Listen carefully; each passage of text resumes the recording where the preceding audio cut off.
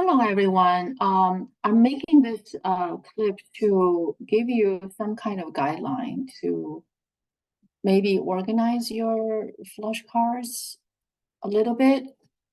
On the big picture, I try to make it brief and I try to make it simpler, but I'll try my best, okay? First of all, in this semester, we covered four major concepts: limit, continuity, derivative, and integration. I try to make them lining up with four columns, but it's hard to do that in a software or in any software to make it in a nicer arrangement without spending a lot of time technically. So I'm going to just give you the guideline for you to maybe just write it up on a large piece of paper for your own summary and review, because after all, these kind of work should be usually expected of the student themselves. All right, so I here just give you some guidelines. Here, among the three major concepts, we have limit, continuity, derivative. Their general relationship is that derivative leads to continuity, continuity leads to limit. And the guarantee is that from derivative to continuity, we have a definition. I'm sorry, we have a theorem to guarantee that if a function is differentiable at A, then it is continuous at A. I'm sorry. Then you can find this on your flashcard. And the next one, from continuity to limit, is always guaranteed because it's guaranteed by definition. The other way around, okay, the other way around is not true. Okay, so in the other direction would not be true. Okay, so I'm going to put it in this way and cross out. Okay, and this way and cross out. So the other direction is not true. The other direction is not true. Okay, and you need to know the counter examples, because as you practice and look at your homework and review what you've done and try to work out questions in the past final exam. By the way, the past final exam is not going to be exactly the same as the real exam, real final you're going to see, okay? There will be adding, subtracting content, but that just give you some idea that what final exam is going to cover, not a sample final exam. It is a passive final exam. So with this general guideline for these three major concepts, I put together another brief, okay,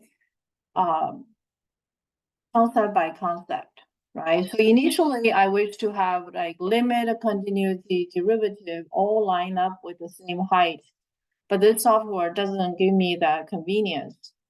So it's kind of hard to line them up. So I'm going to do it column by column.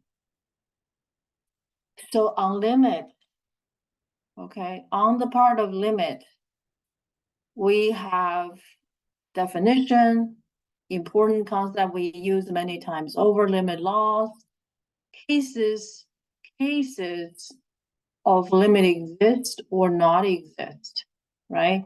Cases, so you need, from your homework, you want to put together what are the cases limit exists and limit does not exist. What are the algebraic skills you have used? Direct substitution theorem, squeeze theorem, which we have all done questions and being tested on quiz and midterm exam. These two limits are very important. You should not be surprised if something like that will show up. I noticed that actually we probably didn't have this on the past final exam for some reason. I don't remember. And I also put the L'Hopital rule in the same category of limit. and also the dealing of indeterminate forms. Okay, and these empty lines are left for you, and I'm going to delete them right now because I don't really need them. Okay, and you can add rows for you because I did not take every flashcard and put them in place. I just take some and put them in place. So the next concept is continuity. Continuity, right? We cover continuity right after derivative. So from definition, and it's the three elements, we have used quite a lot of these concepts. But what does it mean? It's discontinuous. So you should be familiar with cases of continuous, and cases of discontinuous. When you review those exercises, be mindful of definition and especially this particular property for if limit for a function is continuous. There are there's this theorem, we get to use a lot of it. Okay, so let me make it larger. Okay. This theorem, we use a lot of it, but we need to be mindful that we're using it. Okay. And the next one, this theorem, it tells that all these functions that we are familiar with, they're all continuous. I think this is a very important theorem, and we use it and quote it many, many times over, especially when we apply intermediate value theorems, and later we apply like row theorem, mean value theorem. And so this one is quoted a lot. Okay, so you can mention the theorem very, very easily to guarantee you a lot of work, but a lot of to justify the work you can start doing. Mean value theorem, we have the mean value theorem, original version, and it's a corollary. The corollary is actually the one we use the most. Okay, we have used and tested on these theorems. Let me delete all these empty. You should feel free to add your own or put things in between. I'm going to send these PDF files to you, okay, as a guideline so that you can make it fuller.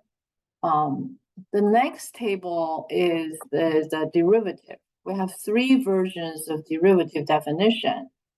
The first two are on point. The third one is derivative as a function. Okay.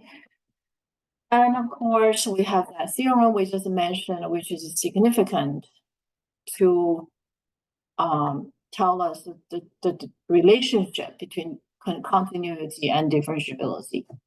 Okay, and we also know that a counterexample is the absolute value of x. That function is continuous as 0, but it is not differentiable as 0. So we've been talking about that very many times. Laws of derivative, product rule, quotient rule, chain rule, implicit differentiation. We spent weeks on these sections covering these materials. So these concepts certainly will be tested, right? You will see them tested in different forms. You're not going to be tested on the formula itself. You're going to be tested on applying the formula. And then it's application, the optimization. Okay, the optimization part, we would like you to be clear about these concepts. Extreme value theorem, format theorem, as I told you, is going to be, the proof will be tested. Critical numbers, and all of these that we have studied relatively recently after midterm exam.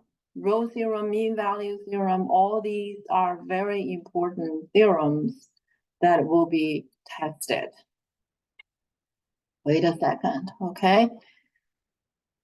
The first derivative test, the second derivative test, the increasing test, the concavity test, all of these tests will be covered, Integration, so let me remove this line, really not necessary. So here's the definition.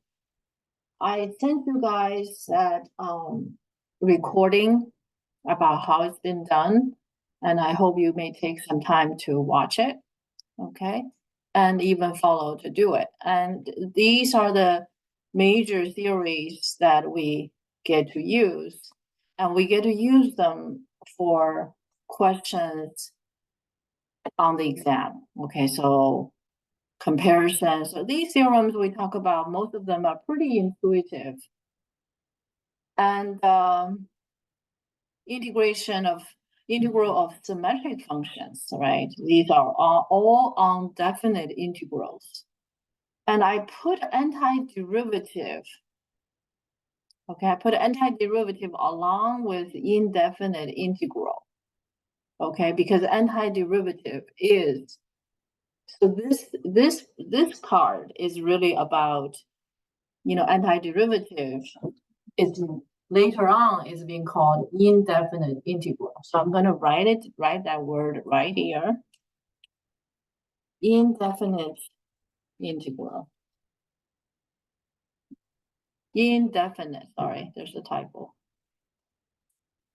All right, I hope this helps. Maybe you can, as you study, okay, put things in perspective. So to see that there's a logical relationship between each concept and all of those theorems in their specific category.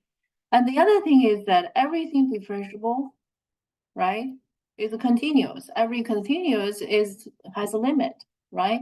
So you can see that if everything differentiable is continuous, that means continuity properties would apply anything that is differentiable. For the limit case, it's the same, is that because everything continuous, it is also has a limit, right? So all the limit laws would apply to continuity case and the differentiability case. So without further ado, this one is not intended to be long. If you have any questions, feel free to reach out to me. Thank you for watching.